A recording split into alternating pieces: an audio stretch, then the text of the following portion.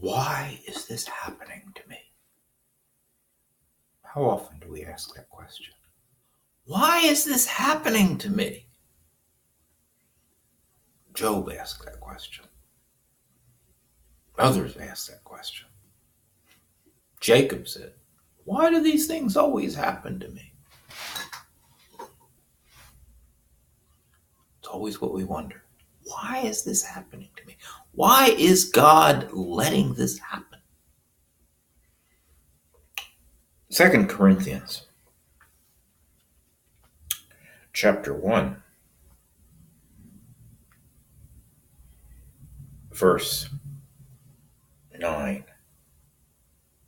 Indeed, in our hearts we felt the sentence of death.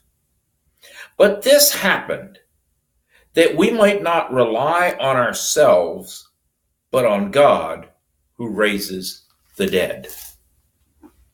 Why did this happen to us? Paul says, this happened so that we would not rely on ourselves, but that we would rely on God who raises the dead. Now, who is Paul, otherwise known as Shorty? Saul of Tarsus. Shorty. Paul's. And he was the star pupil of Gamaliel. And Gamaliel was the greatest rabbi of his day. Saul was in line to be the greatest rabbi among the Pharisees. Saul was on his way to be one of those great names that are now revered in the Talmud. Saul was brilliant. And then God appointed Saul to be the apostle, that is, the messenger with authority to the nations, the Gentiles, all the nations. Big charge, big important role, big important title. And then this happened in Asia, whatever it was. And Paul, looking back on it, says, not, oh, we made some mistake and God punished us. He doesn't even say, well, we didn't have enough faith. He says, God was training us. And he said, God allowed this to happen so that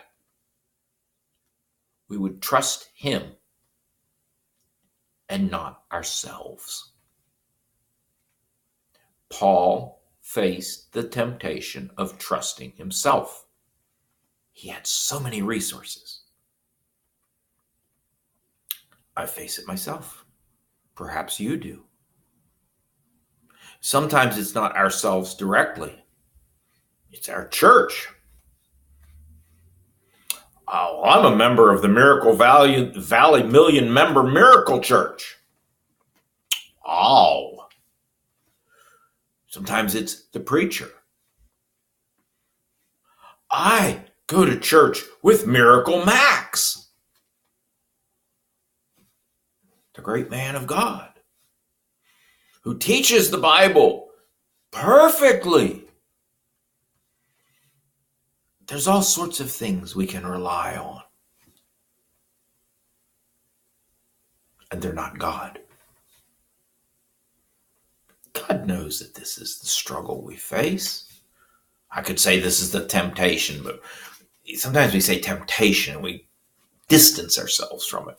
The struggle we face to trust in some person, something that's not God.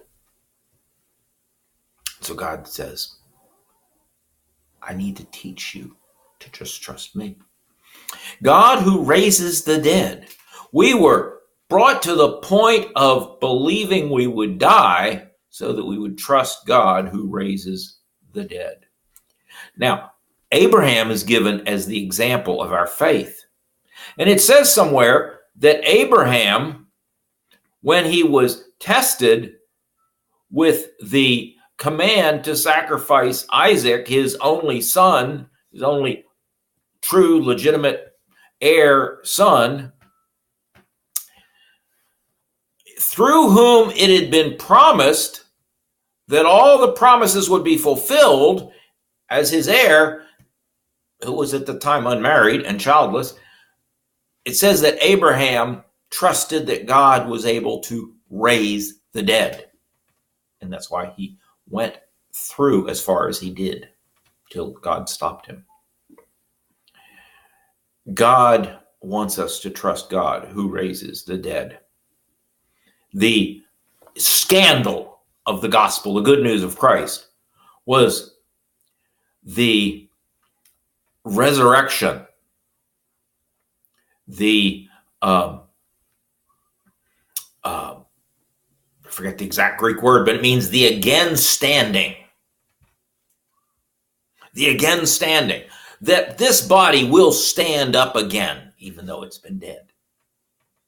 And that is what God wants us to trust, that he will raise the dead. He will raise us from the dead.